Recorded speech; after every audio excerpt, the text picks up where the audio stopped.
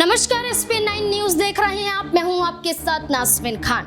देश भर में अगला प्रधानमंत्री कौन होगा, इस पर शाम तक तस्वीरें साफ होती हुई नजर आ जाएंगी। लेकिन जहां देश के प्रधानमंत्री को लेकर चर्चा है, तो वहीं राज्यों को लेकर भी सियासत गरमाती हुई नजर आ रही है। आखिरकार राज्यों में कौन सी सरकार आगे नजर आएगी?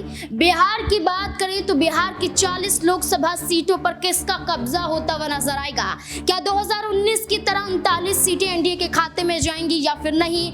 इस तमाम मुद्दों पर खुलासा आज होता हुआ नजर आया है, जहां नीतीश कुमार लोकसभा चुनाव को देखते हुए एनडीए के साथ इसलिए जुड़े ताकि जो 16 सीटें 2019 में जीतते हुए नजर आए थे, वो ही कम से कम 16 सीटें इस बार भी वो जीते जाएं। तो ऐसे में कहीं ना कहीं आंकड़ा यहाँ पर सही भी साबित होता हुआ नजर आ रहा है। जहां पर बात की जाए आरजेडी कम से कम यहाँ पर 4 से 5 सीटों पर सिमटती हुई नजर आ रही है, तो वहीं दूसरी तरफ भारतीय जनता पार्टी 13 सीटों पर, वहीं जनता दल यूनाइटेड की बात करें तो वो 14 सीटें यहां पर अपने पाले में करती हुई नजर आई, जिसमें से मुंगेर, जिसमें भागलपुर, जिसमें कई बड़ी सीटें यहां पर दर्ज होती हुई नजर आ रही हैं। ऐसे में चर्चाएं तेज हो रही हैं कि लोकसभा चुनाव में तो नीतीश कुमार को फायदा हो रहा है और नीतीश कुमार 40 सीटों में से अभी तक 14 सीटों पर बढ़त बनाए हुए हैं। तो ये साबित हो रहा है कि विधानसभा चुनाव में वो एनडीए से क्या जल्द अलग हटते हुए नजर आएंगे?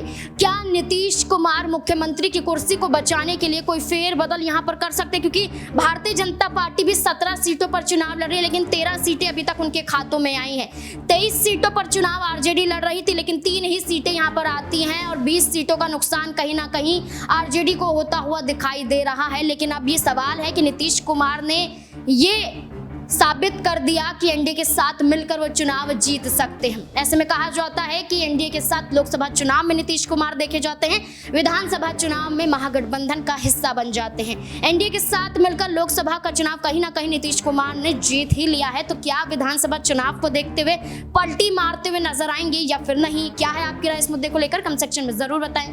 देखते रहे SP9 न्यूज। धन्यवाद।